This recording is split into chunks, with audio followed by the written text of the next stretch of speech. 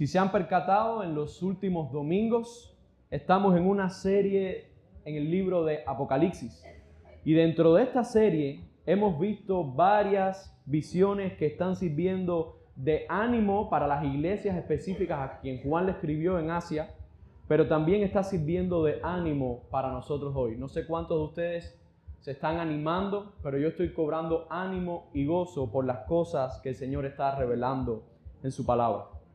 La primera visión que vimos fue los capítulos del 1 al 3, donde vimos una representación de Cristo como el Hijo del Hombre, andando en medio de dentro de su iglesia. Y en los capítulos 2 y 3 específicamente, estuvimos viendo cómo a iglesias específicas el Señor Jesucristo estuvo elogiándolas, estuvo reprendiéndolas, pero por sobre todo les estaba dando ánimo y les instaba a perseverar. Y a aquellos que perseveraban, a aquellos que vencían, Jesucristo les daba promesas futuras para ellos. La segunda visión que se nos muestra desde el capítulo 4 es en el cielo, donde Juan y solo Juan fue llevado a verla para que la escribiera. Y vimos en esa gran visión uno que estaba sentado en el trono, recibiendo toda la alabanza y la gloria de los ángeles, de seres, de ancianos. Y también vimos a uno, oímos que había un león, pero que resultó ser un cordero inmolado, siendo el único digno que por su obra en la cruz podía abrir el libro y desatar los sellos. Y esta visión en el cielo sigue desarrollándose, donde todo lo creado adora al que está sentado en el trono y al cordero por la salvación de un pueblo de todo linaje, lengua y nación. Entonces, a partir del capítulo 6, vemos cómo este cordero, Jesucristo, comienza a abrir los sellos. Y los 4 primeros sellos, como estuvo predicando el pastor Andy, nos hablaba de catástrofes que están presentes desde la primera venida de Cristo y hasta la segunda venida de Cristo, hasta que Cristo venga. Estas eran masacres, hambrunas, pestes, enfermedades, guerra, y todo eso lo vemos aconteciéndose en nuestros tiempos. Con el 5º sello vimos cómo simbólicamente los mártires estaban al pie del altar de Dios, clamando por la vindicación y justicia de sus vidas. Y Dios les pidió que fueran pacientes por causa de los que faltaban para que se completara el número de creyentes que moriría a causa de la palabra de Dios y del testimonio de Jesucristo. Con el 6º sello vimos el inicio del final. Vimos el comienzo del día de la ira del Señor. Ese día donde aquellos que no son parte del pueblo de Dios por su idolatría y por ser rebeldes contra Dios, intentarán ocultarse y se preguntarán, ¿quién puede resistir este día? La semana pasada estuvimos predicando quiénes eran los que iban a resistir ese día. En medio de ese 6º sello se le anuncia a Juan el número de los que serán sellados por Dios. Un número que denota completamiento, que denota plenitud. Ya están todos los que serán sellados, 144,000. Pero sin embargo, Juan oye ese número y cuando se voltea, ve una multitud la cual nadie puede contar, que es de toda tribu, lengua y nación. Ahora, con todo esto acontecido, llegamos hoy al último sello del libro que está abriendo Jesucristo, el Cordero Inmolado. Llegamos al 7º sello y por eso les invito a Apocalipsis, capítulo 8. Vamos a estar leyendo los primeros 5 versículos. Apocalipsis, capítulo 8, los primeros 5 versículos. Cuando tenga el pasaje a la mano, si tiene bien a ponerse en pie para tener la lectura de la palabra. Dice así la palabra del Señor en Apocalipsis 8, versículos del 1 al 5. Cuando abrió el 7º sello, se hizo silencio en el cielo como por media hora.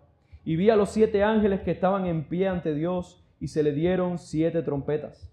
Otro ángel vino entonces y se paró ante el altar con un incensario de oro. Y se le dio mucho incienso para añadirlo a las oraciones de todos los santos, sobre el altar de oro que estaba delante del trono. Y de la mano del ángel subió a la presencia de Dios el humo del incienso con las oraciones de los santos. Y el ángel tomó el incensario y lo llenó del fuego del altar y lo arrojó a la tierra. Y hubo truenos y voces y relámpagos y un terremoto. Oremos en esta mañana, hermanos. Padre, te damos gracias, Señor. Te damos gracias porque nos has puesto en nuestro corazón el cada día entender más de ti a través de tu palabra, Señor. Ahora permítenos entender más de lo que has querido hacer, Señor, en tu obra redentora, Señor. y en tu obra para toda esta creación a través del libro de Apocalipsis, Señor. Danos consuelo, danos esperanza y danos ánimo en esta mañana. Te lo pedimos todo en el nombre de tu Hijo Jesús. Amén.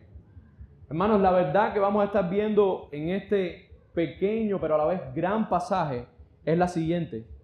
En medio del silencio de Dios, Cristo hace justicia al clamor de su pueblo, juzgando al mundo.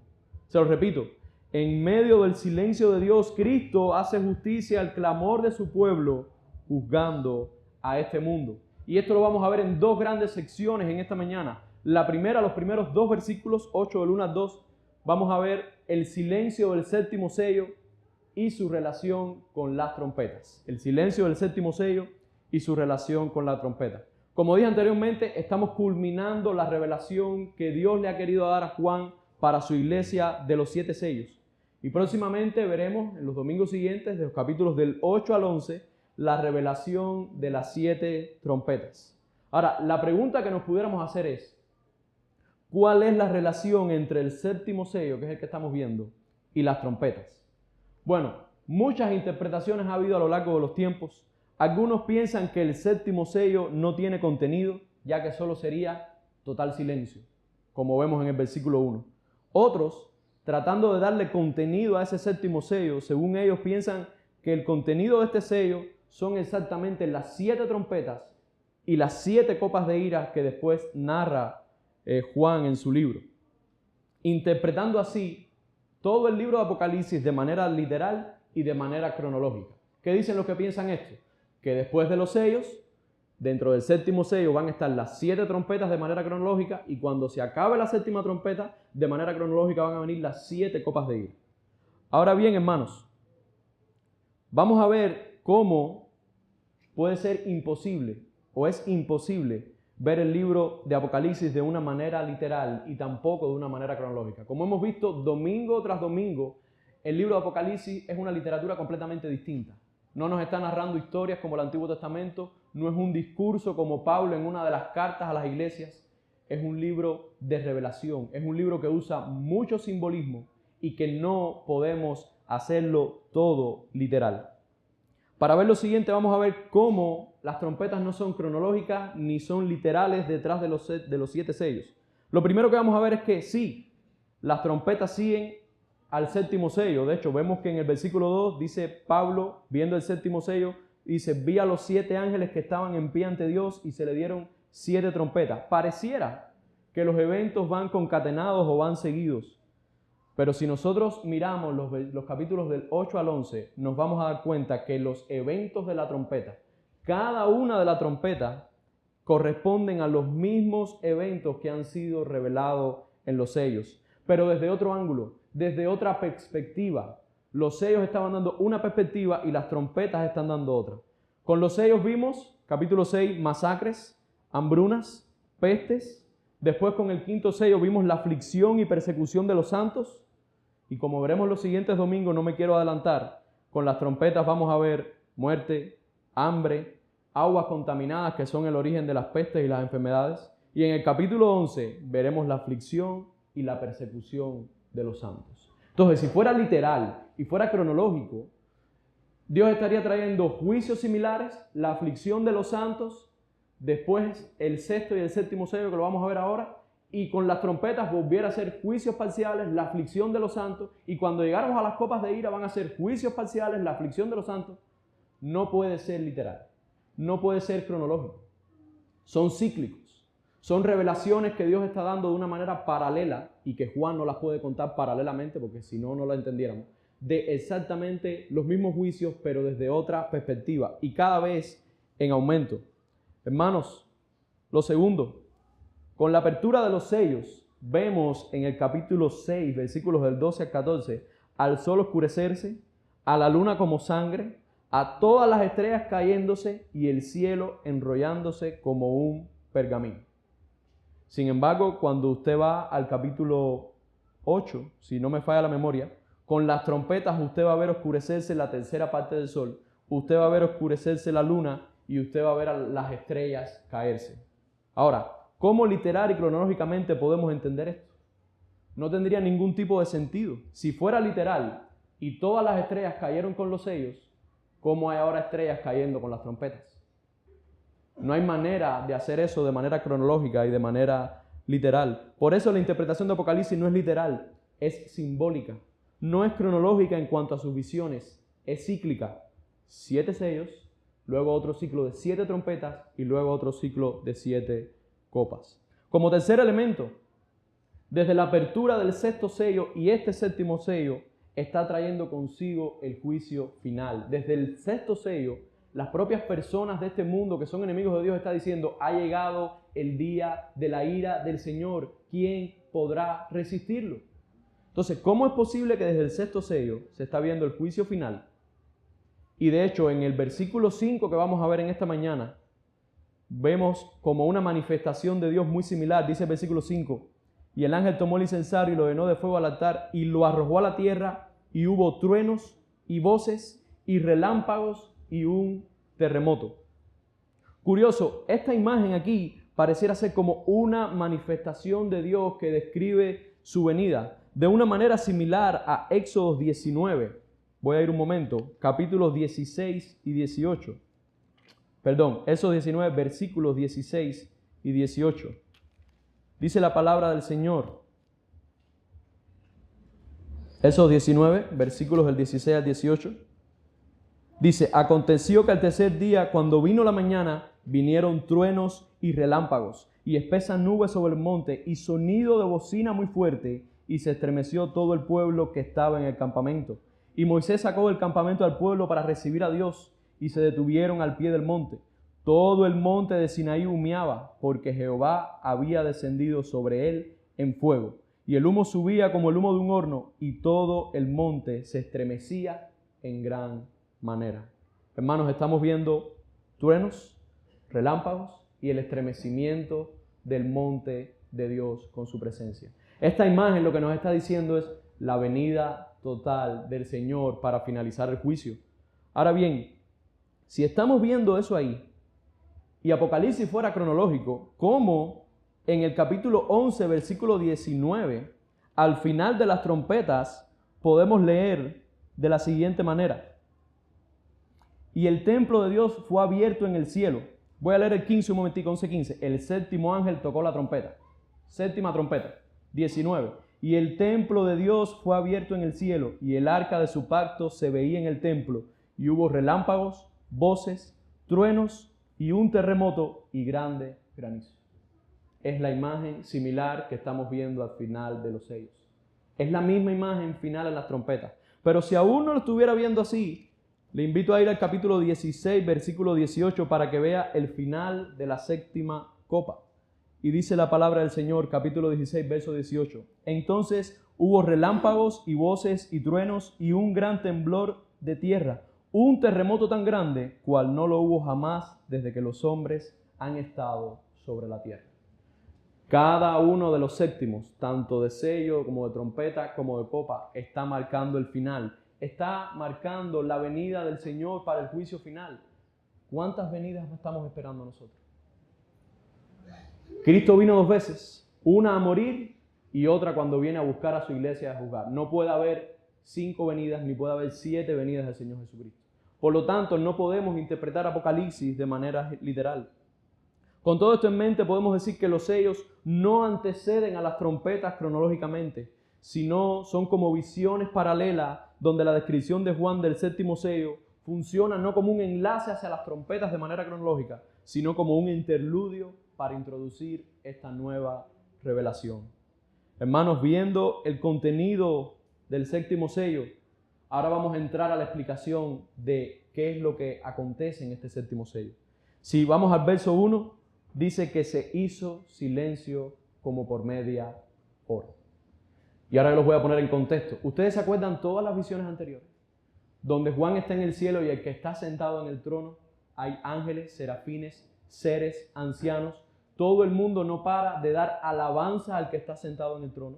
Cuando llega el león y el cordero, la misma persona, y coge el libro y es el único digno de desatarlo, todo el cielo, toda la tierra, todo lo que está bajo la tierra está dando adoración continua al que está sentado en el trono y al cordero.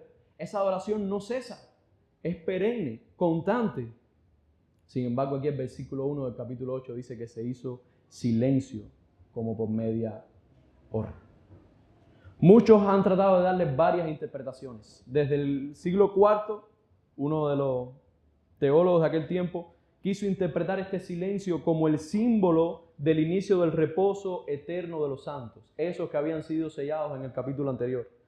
Otras personas dicen que el silencio necesario para que Dios pueda escuchar las oraciones de los santos que se nos van a describir en los versos 3 y 4. Otro significa el regreso al silencio antes de la creación del mundo. Pero otros, y yo me incluyo dentro de este grupo, piensa que esto es un símbolo de la expresión de la manifestación divina en juicio contra la idolatría. El Señor ya había hecho juicios parciales, los 5, los 6 sellos.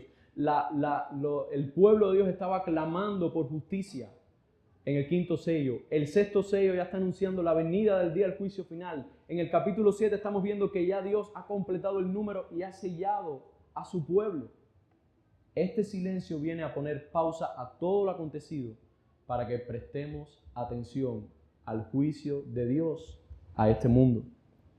Hermanos, esta no es la primera vez que se pide un silencio o que Dios pide silencio antes de decretar su juicio.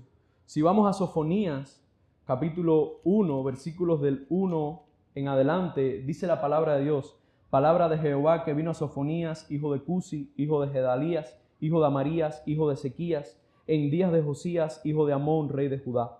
Destruiré por completo todas las cosas de sobre la faz de la tierra, dice Jehová. Destruiré los hombres y las bestias, destruiré las aves del cielo y los peces del mar, y cortaré a los impíos y raeré a los hombres de sobre la faz de la tierra, dice Jehová. Extenderé mi mano sobre Judá y sobre todos los habitantes de Jerusalén, y exterminaré de ese lugar los restos de Baal y el nombre de los ministros idólatras con sus sacerdotes, y a los que sobre los terrados se postran al ejército del cielo, y a los que se postran jurando por Jehová y jurando por Milcom, y a los que se apartan de en pos de Jehová, y a los que no buscaron a Jehová ni le consultaron. Dice el versículo 7, calla en la presencia de Jehová el Señor, porque el día de Jehová está cercano, porque Jehová ha preparado sacrificio y ha dispuesto a sus convidados. Desde Sofonía, Dios está usando la imagen simbólica de que habrá un silencio sepulcral cuando Él venga a juzgar a este mundo. Pero no solamente lo vemos en Sofonía, lo podemos ver en Habacuc, capítulo 2, versículos del 18 al 20, cuando dice el Señor: ¿de qué sirven las esculturas que esculpió el que la hizo? La estatua de fundición que enseña mentira para que haciendo imágenes mudas confíen al hacedor en su obra. Ay del que dice al palo, despiértate, y a la piedra muda, levántate. ¿Podrá él enseñar? He aquí está cubierto de oro y plata, y no hay espíritu dentro de él. Mas Jehová está en su santo templo, calle delante de él toda la tierra. Dios está usando esta imagen del silencio para mostrar que su juicio es inminente. El silencio del sello no es para oír las oraciones de los santos como algunos piensan. Dios no tiene necesidad de hacer silencio para escucharnos a nosotros. Entonces se imagina que cada vez que Dios quiera escuchar nuestras oraciones, Dios tenga que hacer silencio de alguna manera para escuchar. Dios es todopoderoso. Dios no necesita. Dios en medio de cualquier bulla o en medio de cualquier adoración celestial de millares y millares de ángeles, Dios escucha nuestras oraciones. No fue para simbolizar el inicio del reposo de los santos, porque este silencio, dice el versículo 1, es un silencio de media hora. Medio ahí significa que es parcial, significa que no es completo, no es un silencio eterno.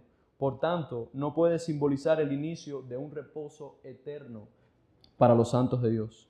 Este silencio es un símbolo que, como hemos visto, ha sido utilizado en el Antiguo Testamento y reutilizado aquí para hacernos entender la venida de Dios en su juicio para castigar a todos los idólatras y describir lo impactante e importante de tal obra hecha por el mismo Dios.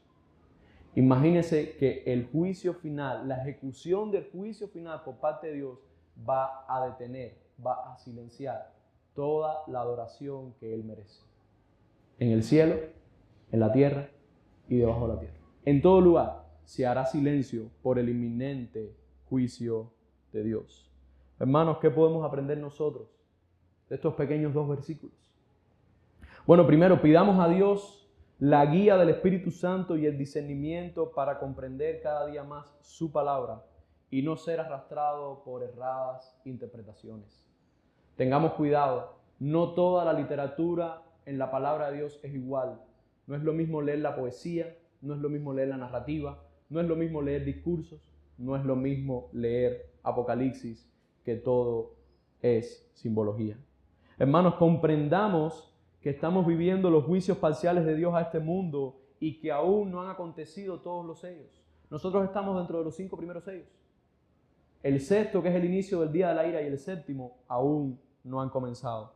Aguardemos en obediencia a Dios por la consumación de todo lo que Él ha planeado. Hermanos, cobremos ánimo y esperemos expectantes la consumación del día del juicio final, donde se hará un silencio de gran horror para sus enemigos, de gran horror para aquellos que no están sellados, que no son del pueblo de Dios, pero un silencio de inicio de justicia para nosotros. Un silencio que va a ser consolador para nosotros, porque vamos a saber de que ya vamos a estar en la presencia de Dios. Ya vamos a estar viendo cómo Dios ejecuta su juicio y ya lo que nos queda es vivir en la eternidad con Él. Hermanos, una cosa que estuve pensando a lo largo que estuve haciendo el pasaje es que nosotros como iglesia debemos cultivar el asombro por Dios. Ahora mismo acabamos de leer que toda la adoración celestial, que toda la oración que todo ser creado pudiera darle a Dios en algún momento específico, va a detenerse porque Dios va a ejecutar su juicio. Y eso como creyente nos debe llevar al asombro y a una expectación. En un mundo ahora donde vivimos, donde prácticamente no nos asombra nada, o lo que nos asombra son las cosas que podemos hacer nosotros mismos los hombres o los animales. Lo que nos asombran son videitos cortos en YouTube, en TikTok, y nos pasamos 3 horas ahí asombrándonos de esas cosas. Sin embargo, cuando leemos la palabra, prácticamente ya nada nos asombra. Nada nos hace expectante. Cuando miramos que Moisés abrió el mar en 2, ya eso es común. Cuando entramos por esa puerta, llegamos temprano, nos sentamos y entendemos que como cuerpo de Cristo estamos levantando adoración al Señor, ya eso para nosotros es común. La tradición de la iglesia es tener la Santa Cena una vez al mes, porque tenemos el temor de que se vuelva algo común también la Santa Cena, cuando el Señor demanda que todos los días, cada vez que nos reunamos, debe hacerse. Debemos cultivar el asombro por Dios. En momentos donde este mundo nos embobece, nos deleita, nosotros donde debemos deleitarnos y asombrarnos es en lo que Dios ha hecho, es en lo que Dios está haciendo y es en lo que Dios hará, como vemos en este pasaje. Que esa sea nuestra mentalidad. Nunca perdamos el asombro por Dios. Para las personas que nos visitan y aún no son parte del pueblo de Dios, tengo que decírtelo directamente, para ti no hay ánimo en este pasaje. Solo hay un expectante juicio final. Hay un silencio aterrador. Si hay gente que le tiene miedo a la oscuridad y al silencio de la noche, este temor va a ser peor.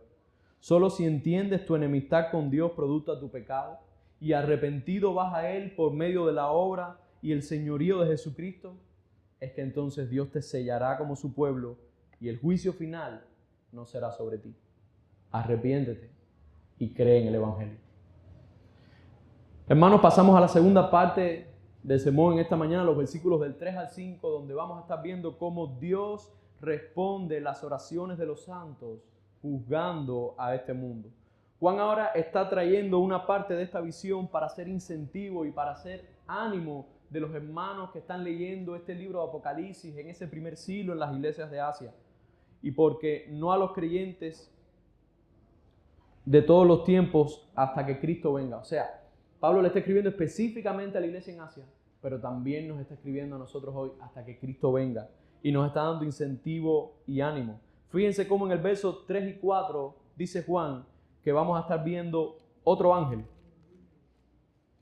Algunos dicen que este ángel pudiera ser el mismo Jesucristo, pero otros entienden que describirlo de una manera como otro ángel no haría mérito a la imagen gloriosa de Jesucristo en los primeros capítulos. Así que este sería otro ángel más dentro de los millares y millares de ángeles que tiene el Señor en el cielo, y dice: otro ángel vino entonces y se paró ante el altar con un incensario de oro, y se le dio mucho incienso para añadirlo a las oraciones de los santos sobre el altar de oro que está delante del trono.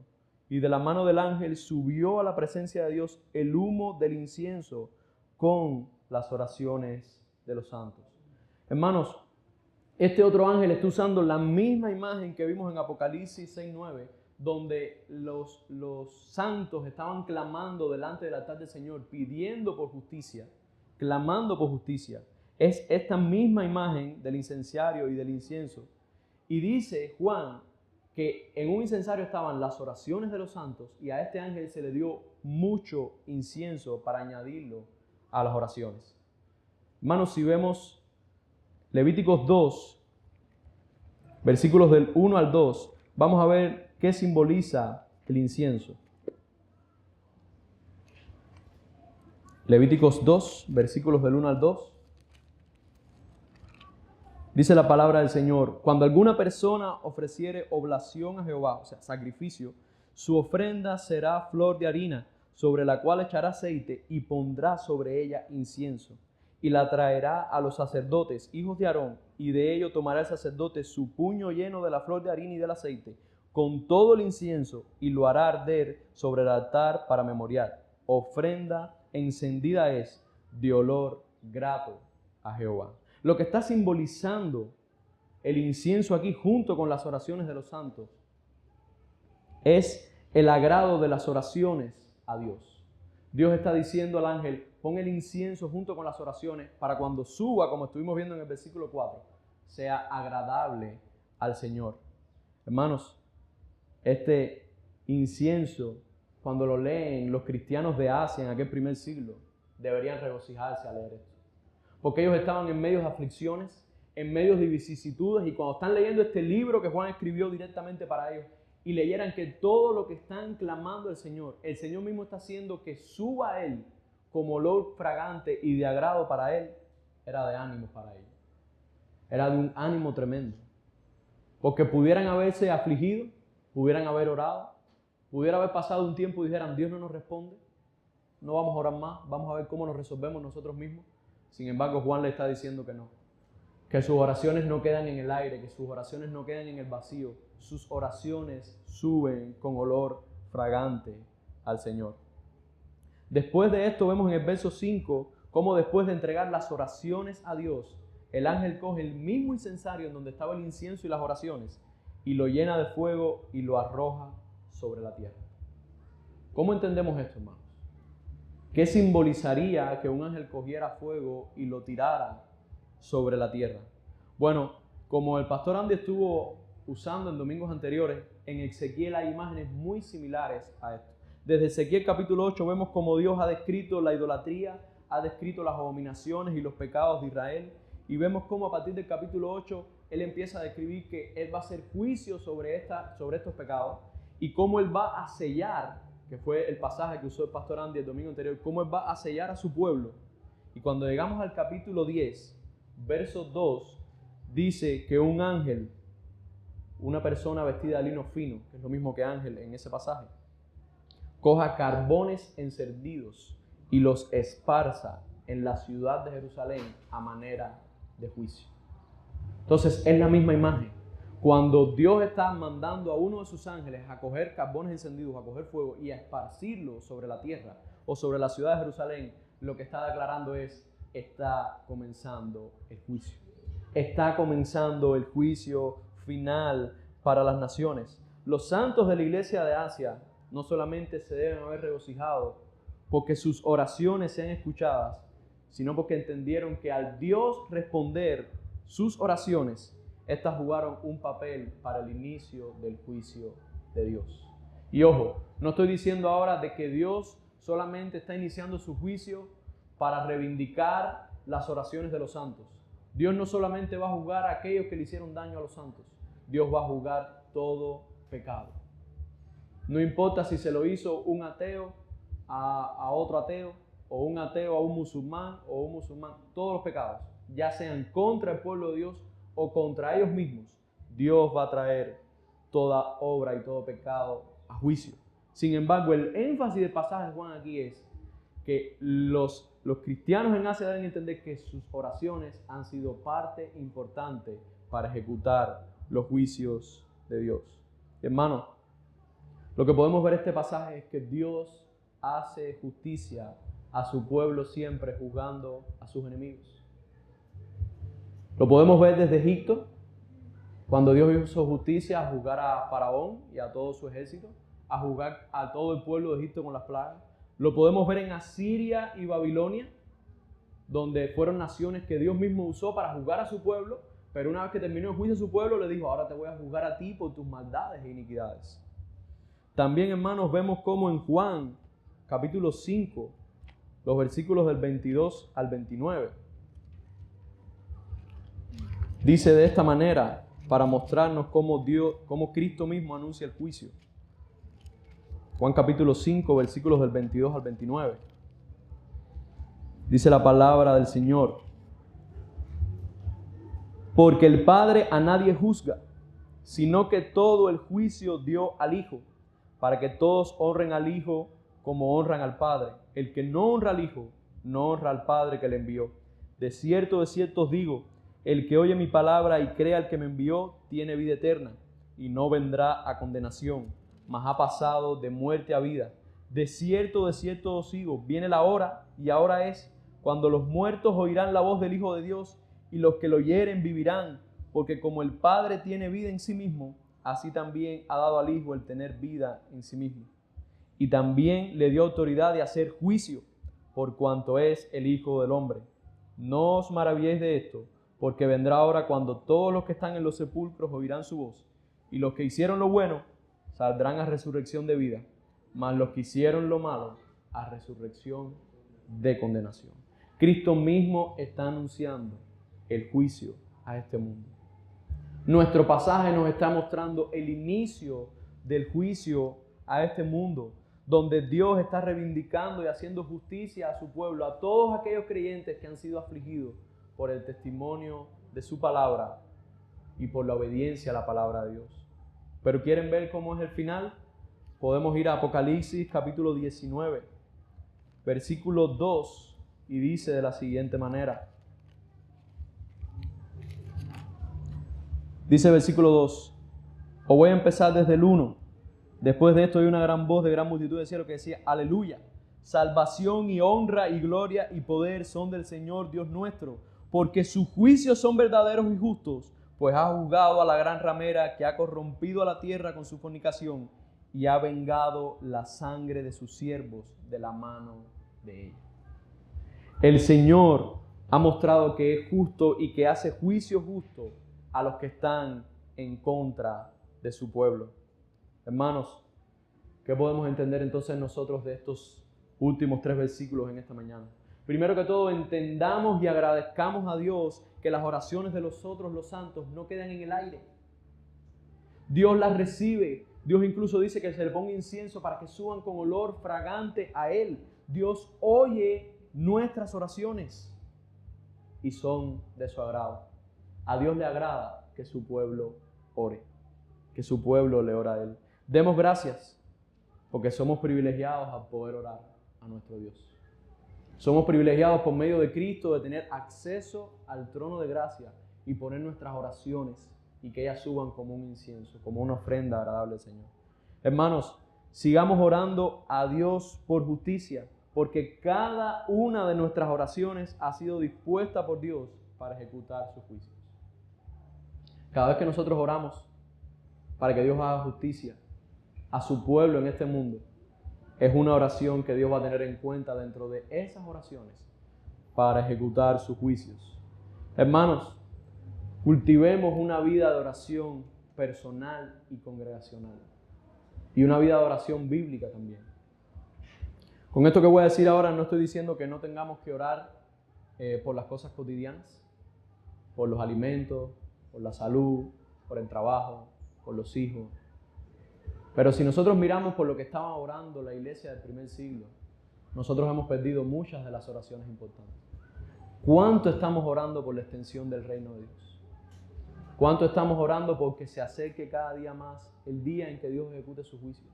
El día en que ya estaremos con el Señor. ¿Cuánto estamos anhelando en oración y clamando al Señor por su venida? Muchos cristianos dicen, Señor, ven ya. Yo soy uno de los que digo, Señor, ven ya. No quiero ni un segundo más. Otros cristianos son más reservados. No, un poquitico más. Tengo temor. Deja que mi hijo se gradúe de la universidad. Deja que mi sobrina se case y tenga hijos. No, hermano. Estamos desviando el motivo de oración.